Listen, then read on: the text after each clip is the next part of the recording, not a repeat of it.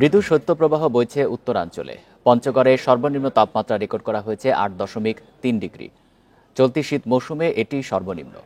প্রচণ্ড ঠান্ডায় জনজীবনে বেড়েছে দুর্ভোগ। দিনের শীত কিছুটা কম থাকলেও সন্ধ্যা হলেই বাড়ছে শীতের দাপট। কুয়াশা আর হিমেল হাওয়ায় কাঁপছে উত্তরাঞ্চল। পঞ্চগড়ে বইছে মৃদু শৈত্যপ্রবাহ। শুক্রবার সকাল 9টায় চলতি শীত মৌসুমের সর্বনিম্ন তাপমাত্রা রেকর্ড করা হয় 8.3 ডিগ্রি। এই সকাল সকাল কাজে কামে বাইরে হওয়া যায় না। এই যে ঠান্ডা হাত পা কাঁপতেছে। থেকে সকালে বের হয়েছি, এখন থেকে ঠান্ডার জন্য কোনো মানুষ রাস্তাঘাটে নাই। পৌষের কনকনে শীতে স্থবির ঠাকুরগাঁও, নওগাঁ, নাটোরের জনজীবন। সূর্যের দেখা মিললেও থাকছে না রোদের তাপ, ব্যাহত হচ্ছে দৈনন্দিন কাজ। কনকনে এই শীতের সবচেয়ে কষ্টে আছেন শিশু বৃদ্ধ। কনকনে শীত, বুঝতে পারছেন, আমরা প্রয়োজন চাহিদা বাইরে যেতে পারতেছি না। আমরা রিক্সা চালাতে পারছি না, কুয়াশা, ভাড়া ভিতাও কম, লোকজনও কম। শৈত্যপ্রবাহে বিপর্যস্ত কুড়িগ্রামের জনজীবন। চলতি বছর রংপুরের সর্বনিম্ন তাপমাত্রা 9.7 ডিগ্রি সেলসিয়াস। শীতের দাপটে গ্রাম অঞ্চলে খড়কুটো জ্বালিয়ে আগুন পোহাতে গিয়ে দগ্ধ হচ্ছেন অনেকেই। জানুয়ারি মাসে ওভারঅল যে পরিমাণ বৃষ্টিপাত হওয়ার কথা ক্লাইমেটোলজি অনুযায়ী, আর সেই পরিমাণ বৃষ্টি হওয়ার সম্ভাবনা বেশ কম, অর্থাৎ স্বাভাবিক যে বৃষ্টিপাত হওয়ার কথা তার থেকে কম হওয়ার সম্ভাবনা আছে এ মাসে। তবে আপাতত আগামী এক সপ্তাহে বৃষ্টিপাতের কোনো সম্ভাবনা নেই। লক্ষ্মীপুরে দুপুর পর্যন্ত সূর্যের দেখা মিলছে না। চাঁদপুরে গুড়ি গুড়ি বৃষ্টি ভোগান্তি বাড়িয়েছে আরো। ঘন কুয়াশায় ভোরে লঞ্চ চলাচল ব্যাহত হয়। আপনার যাত্রী কম হইতে আছে, এরপরে যা সকাল 6টা লঞ্চ যায় নাই। কুয়াশা আর ঠান্ডায় সময় মতো মাঠে কাজ করতে পারছেন না চাষিরা। ব্যাহত হচ্ছে চলতি মৌসুমের ইরিবুড়ো চাষাবাদ। সোহেলি জাহান, ইন্ডিপেন্ডেন্ট নিউজ। ঘন কুয়াশায় দিনের তাপমাত্রা কমেছে স্বাভাবিকের চেয়ে 8 থেকে 10 ডিগ্রি সেলসিয়াস পর্যন্ত। এতে রাজধানী সহ সারা দেশেই বেড়েছে শীতের তীব্রতা। আর এই অবস্থা থাকতে পারে আরও 4 দিন, বলছে আবহাওয়া অফিস। ঘন কুয়াশার দাপট ঢাকা সহ দেশ জুড়ে। রাজধানীতে শুক্রবার সকাল 7টায় মৌসুমের সর্বনিম্ন তাপমাত্রা ছিল 13.6 ডিগ্রি সেলসিয়াস। হিমেল হাওয়ায় কাঁপুনি ধরিয়েছে শীত। ছুটির দিনে সড়কে চলাচল কম থাকলেও বিপন্ন শ্রমজীবী ও ছিন্নমূল মানুষ, কাবু প্রাণীকুলো। 3-4 দিন যাবত শীতের তীব্রতা আপনার ঢাকাতে অনেক বেশি, যে কারণে একটু সাধারণ মানুষের কষ্ট হচ্ছে। অনেকটাই শীত উপভোগ করতেছে, আমরা একটু অনেকটাই কষ্টে আছি। পরিস্থিতি খারাপ, আজকে শীতে সবাই ক্লান্ত। রিক্সা চালাচ্ছি খুব ঠান্ডায়। উত্তর পশ্চিমের কুয়াশা বলয়ে রাজধানী ছাড়াও ডুবে আছে রাজশাহী, রংপুর, বগুড়া, সিলেট, ঈশ্বরদী, চুয়াডাঙ্গা, যশোর ও ময়মনসিংহ। জানুয়ারিতে দিনে স্বাভাবিক তাপমাত্রা 20 থেকে 25-এ থাকার কথা থাকলেও তা নেমেছে 14 ডিগ্রিতে। সূর্যের দেখা না মেলায় আরও তীব্র হচ্ছে শীত। 6-7 তারিখ পর্যন্ত থাকবে। এরপরে হয়তো তাপমাত্রা, কুয়াশা ভাবটা কেটে গেলে আপনার তাপমাত্রাটা কিছুটা বাড়বে। কুয়াশাটা কেটে গেলে আমরা সূর্যের আলো পাবো। সেই ক্ষেত্রে দিনের বেলা যে তীব্র শীত, এই শীতের অনুভূতিটা অনেকটা কমে আসবে, তবে শীত কিন্তু থাকবে। এদিকে রাজধানীতে খোলা বাজারে বেড়েছে শীতের কাপড়ের বেচাকেনা। কম আয়ের মানুষেরা ভিড় করছেন ফার্মগেট, কারওয়ান বাজার, বঙ্গবাজারে। Shahriar Anirban, Independent news, Dhaka. শীতের সঙ্গে পাল্লা দিয়ে কাঁপুনি বাড়ছে ছিন্নমূল শ্রমজীবীর। সেই কষ্ট লাঘবে সরকার ছাড়াও প্রায় প্রতি রাতে শীতবস্ত্র ও কম্বল দিচ্ছেন নানা ব্যক্তি সংগঠন। তারপরও রাজধানীর সড়কে ঘুমানো কারো গায়ে দেখা মেলেনি সেই কম্বলের। এতেই প্রশ্ন উঠেছে, সেসব তবে যাচ্ছে কোথায়?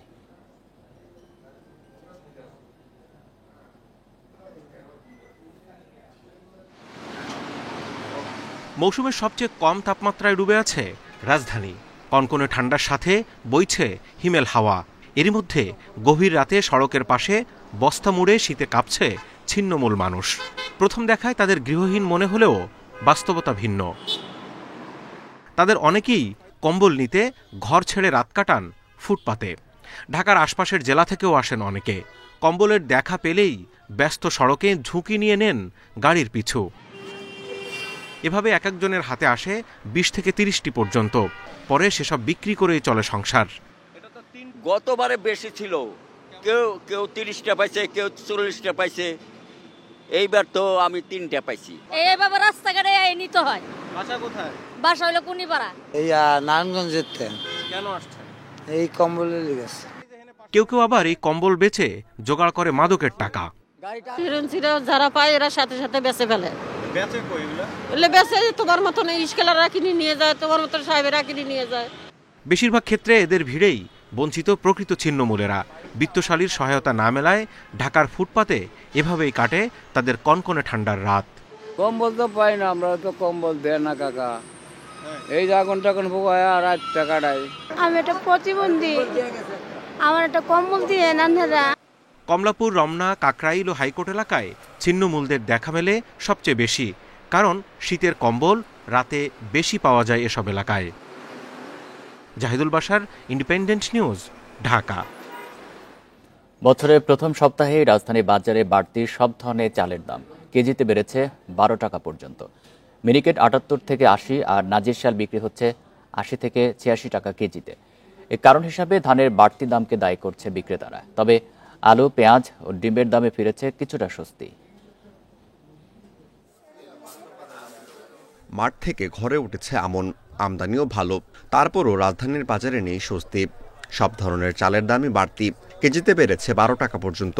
2 সপ্তাহ আগে যে মিনিকেট চাল ছিল 68 থেকে 75 টাকা, শুক্রবার তা বিক্রি হচ্ছে 78 থেকে 80 টাকা। 70 থেকে 78 টাকা নাজির শালের জন্য এখন গুনতে হচ্ছে 80 থেকে 86 টাকা। আমরা আগে কিনছি 55 টাকা করে 28, এখন 62 টাকা করে 28 কেনা লাগে। তা তো আমরা এখানেই কিনি, আর আমরা যদি আমাদের আশেপাশে যদি কিনতে যাই তাহলে 70 টাকা। 1000 টাকা 2000 টাকা নিয়ে আসলো, আপনি একদিনে বাজার করে শেষ করতে পারেন না, টাকা শেষ হয়ে যায়। তাদের দিকে আসলে সরকারের একটু নজর দেওয়া উচিত যেন সিন্ডিকেট না থাকে।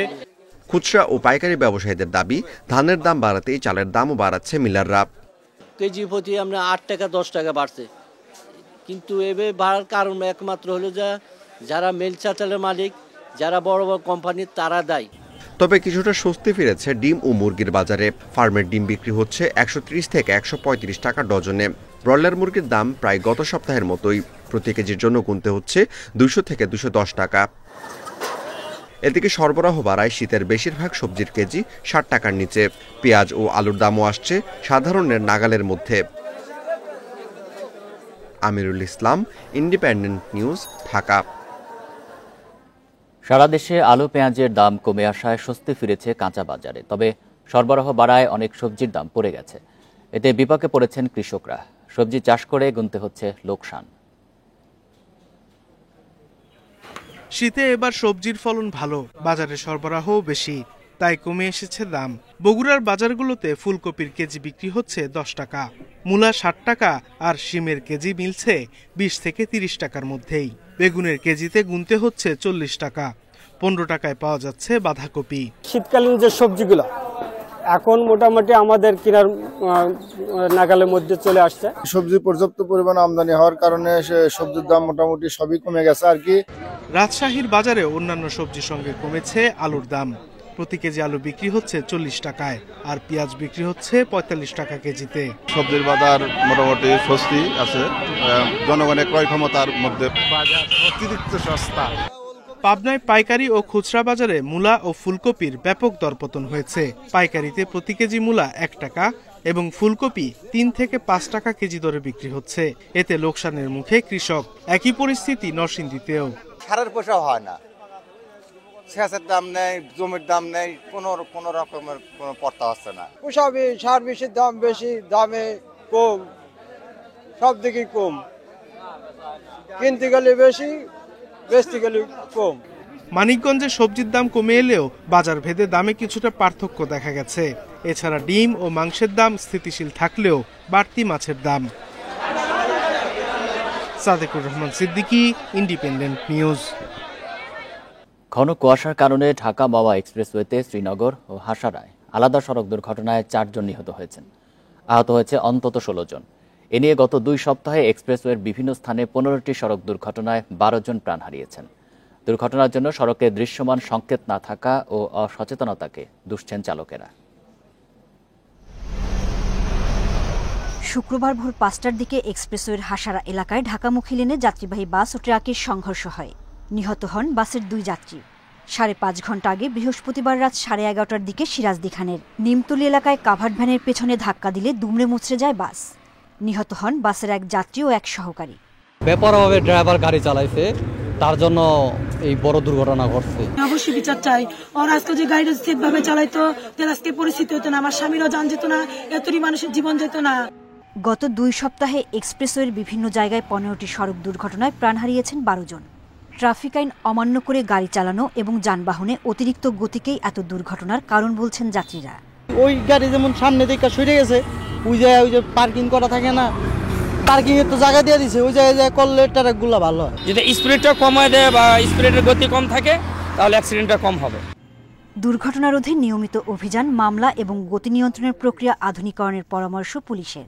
রাতেরবেলা কিন্তু আমাদের এই বেপরোয়া গাড়ির বিরুদ্ধে কোনো স্পেস নাই, আমাদের গাড়ি থামানোর কোনো সুযোগ নাই যে রাতেরবেলা আমরা কোনো গাড়ি থামিয়ে বা চেক করব, এরকম কোনো জায়গা বা এরকম কোনো আলো বা এরকম কোনো স্পেস যদি থাকতো তাহলে আমরা তো সেই গাড়ির বিরুদ্ধে ব্যবস্থা নিতাম। 2020 সালে চালুর পর চলতি ডিসেম্বর পর্যন্ত ঢাকা মাওয়া এক্সপ্রেসওয়েতে 985টি দুর্ঘটনায় প্রাণ গেছে 138 জনের। Independent news. এ বিষয়ে আরো জানাতে মুন্সিগঞ্জ থেকে যুক্ত হচ্ছেন সহকর্মী জিতু রায়। জিতু রায়, শুধুই কি ঘন কুয়াশার কারণে এসব দুর্ঘটনা নাকি অন্য কোনো কারণ রয়েছে? চালকেরা কতটা সতর্কতার সাথে গাড়ি চালাচ্ছেন? শুধুই ঘন কুয়াশার কারণে এই ধরনের দুর্ঘটনা সেটি বলার আর কোনো সুযোগ নেই, কেননা ঘন কুয়াশায় গত সপ্তাহে একটি বড় দুর্ঘটনা, 6টি বিভিন্ন স্থানে 6টি দুর্ঘটনা এবং আজকের 2টি দুর্ঘটনা ঘন কুয়াশার কারণে বললেও এর আগে টোল প্লাজায় গত শুক্রবার আমরা দেখেছি টোল প্লাজার ওপরে প্রাইভেট কার এবং মোটরসাইকেলের উপরে যেভাবে বাস চাপা দিয়ে 2 পরিবারের 2 শিশু সহ 6 জনকে নিহত করেছেন। সেই জায়গা থেকে বলাই যায় যে শুধুমাত্র ঘন কুয়াশাকে কারণেই যে এখানে এই ঘটনাগুলো ঘটছে সেটা বলা যাবে না। হাসারা হাইওয়ে থানার সঙ্গে আমরা কথা বলেছি, পুলিশ যেটি বলছেন তারা এর কারণ হিসেবে প্রধানভাবে দেখছেন যে শুধুমাত্র এই সুপার এক্সপ্রেসওয়েতে অতিরিক্ত গতির কারণে, এই চালকদের এই মনোভাবের কারণে এই দুর্ঘটনাগুলো ঘটছে, আর ঘন কুয়াশার কারণে সেটি আরও বেশি বৃদ্ধি পাচ্ছে। কিন্তু শুধুমাত্র ঘন কুয়াশার কারণে এটি বলার সুযোগ নেই, কেননা এর আগেও দিনের বেলাতেও কিন্তু বড় বড় দুর্ঘটনাগুলো ঘটে গেছে। এখানে আমরা কথা বলেছি হাইওয়ে থানার যিনি ভারপ্রাপ্ত কর্মকর্তা, তিনি যেটি বলেছেন গত ডিসেম্বর মাসে তিনি 500-রও অধিক মামলা তিনি দিয়েছেন শুধুমাত্র অতিরিক্ত গতিতে যানবাহন চলার জন্য। সরকার নির্ধারিত সুপার এক্সপ্রেসওয়ে হাইওয়েতে যে গতিতে যানবাহন চালানোর কথা তার কোনো তোয়াক্কাই এখানে করা হয় না। এখানে স্পিড গান দিয়ে যখন আমরা দেখেছি যে তারা গতিটাকে নিয়ন্ত্রণ করবার বা দেখার চেষ্টা করেন, একেবারে 100তে বলা যায় যে একটি গাড়িও কিন্তু তারা খুঁজে পায় না যে গতি স্বাভাবিক বা সরকারি নিয়ম অনুযায়ী গতিতে রাখছেন। আমরা হাসারা হাইওয়ে থানার সামনে এখন যেটি দেখছি যে গত 2 সপ্তাহের বিভিন্ন দুর্ঘটনায় ঘটে যাওয়া বাসগুলো এবং ট্রাকগুলো, বাসগুলোর একটা স্তূপ কিন্তু এখানে জমে রয়েছে। দীর্ঘ একটা সারি কিন্তু এখানে জমা রয়েছে। মৃত্যুর মিছিল কিন্তু দীর্ঘ হতে থাকছে, আহতদের আর্তনাদ আরও বেশি দীর্ঘ হতে থাকছে। এই আর্তনাদ থামাবার জন্য সংশ্লিষ্টরা বলছেন এবং স্থানীয়রা বলছেন, যারা যাতায়াত করেন তারা বলছেন যে খুব দ্রুত এর যদি একটি সমন্বিত ব্যবস্থা গ্রহণ করা না হয় তাহলে মৃত্যুর মিছিল কিন্তু আরও দীর্ঘ হবে। এই হাইওয়েটি দিয়ে সুপার এক্সপ্রেস হওয়ার কারণে এখানে কিন্তু ঢাকা মাওয়া এক্সপ্রেসওয়ের 50 কিলোমিটার যে রাস্তাটি তার মধ্যে 30 কিলোমিটার হাসারা হাইওয়ে থানার অধীনে পড়েছেন। তারা দীর্ঘদিন ধরে এখানে কাজ করার ফলশ্রুতিতে এবং তারা যেটি দেখছে যে গত রাতেও তাদেরকে হিমশিম খেতে হয়েছে। একটি দুর্ঘটনা শেষ না হতে হতেই আরও একটি দুর্ঘটনা, এর আগে গত সপ্তাহে একসাথে 8টি দুর্ঘটনা বিভিন্ন স্থানে, এই ধরনের দুর্ঘটনাগুলো তারা পর্যবেক্ষণ করেছেন। এবং আমরা ফায়ার সার্ভিস শ্রীনগর এবং সিরাজ দেখান তাদের সঙ্গে কথা বলেছি, তারা যেটি বলছেন সমন্বিত প্রচেষ্টা এবং চালক এবং যাত্রীদের সচেতনতা ছাড়া কোনোভাবেই এই ধরনের পরিস্থিতি থেকে উত্তরণ করা সম্ভব নয়। তারা বলছেন যে সকল ব্যবহারকারীদের, যারা এই হাইওয়ে এক্সপ্রেসটি ব্যবহার করবেন, বলছেন যে খুব দ্রুত যদি এই হাইওয়ে এক্সপ্রেসটি যারা ব্যবহার করছেন তারা যদি সচেতনভাবে এই হাইওয়ে এক্সপ্রেসটিতে গাড়ি না চালান তাহলে এই মৃত্যুর মিছিল থামানো সম্ভব নয় বলে বলছেন পুলিশ এবং ফায়ার সার্ভিস। জিতু রায়, আরেকটি বিষয় একটু জানাবেন, চালকরা যেটি অভিযোগ করছেন যে দৃশ্যমান কোনো সংকেত না থাকায় এই দুর্ঘটনাগুলি ঘটছে, তো এরকম একটি এক্সপ্রেসওয়ে তো দৃশ্যমান সংকেত থাকার কথা, কর্তৃপক্ষ এ বিষয়ে কি বলছে?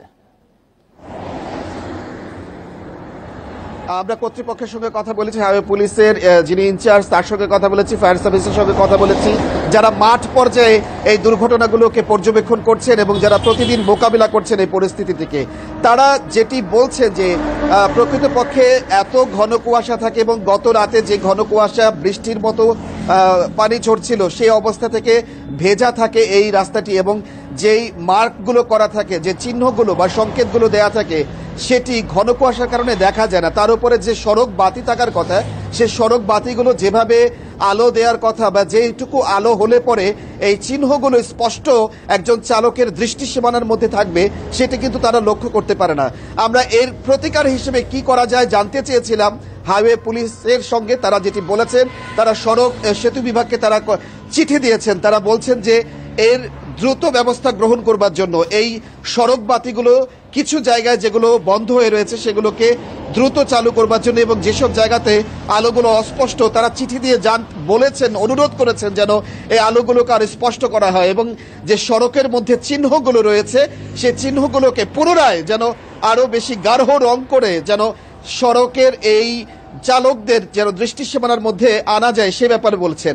কিন্তু তারা বলছেন যে যেভাবেই হোক না কেন, যে পরিস্থিতিই হোক না কেন, এই সবকিছুর সমাধান কিন্তু তারা যেটি দেখছেন যে গাড়ির নিয়ন্ত্রিত যাতায়াত, তারা জোর দিচ্ছেন সচেতনতার উপরে। তারা বলছেন তারা মাইকিং, লিফলেট এবং গাড়ি থামিয়ে তারা বলছেন কিন্তু এত হাজার হাজার গাড়ি তাদের পক্ষে সম্ভব হয় না। তারা আরো একটি প্রস্তাবও রেখেছেন যে টোল প্লাজাটি রয়েছে, ধলেশ্বরী টোল প্লাজা এক্সপ্রেসওয়েতে প্রথম টোল প্লাজাটি যেটি, সেখান থেকে বলছে যে গাড়িগুলোকে যদি ফিটনেস আছে কিনা, লাইসেন্স আছে কিনা, গতি নিয়ন্ত্রণ করা যায় কিনা, যদি সেখান থেকে তাদেরকে পাঠানো হয় তাহলে কিন্তু এই 30 কিলোমিটারের মধ্যে হাইওয়ে থানার 34 জন পুলিশ সদস্য নিয়ে 2টি গাড়ি দিয়ে টহল দিয়ে তাদের পক্ষে নিয়ন্ত্রণ করা সম্ভব, আর নয়তোবা তারা ব্যর্থতার দায় স্বীকার করে নিচ্ছেন।